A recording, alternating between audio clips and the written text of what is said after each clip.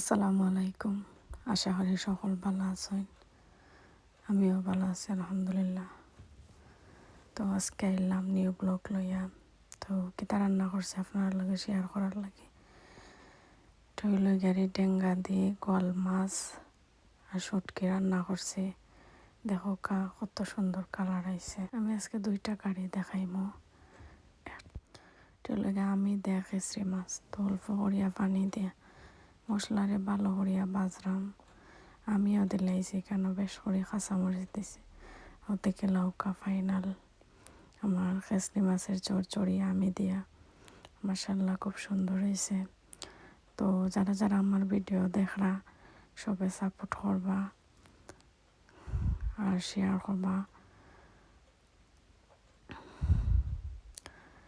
তো আমার 2টা কারি আমি আপনার কাছে শেয়ার করলাম। কিলা লাগলো কমেন্ট করে জানাইবা আর সবে সাপোর্ট করবা। আর ভালো থাকবা। আল্লাহ হাফিজ।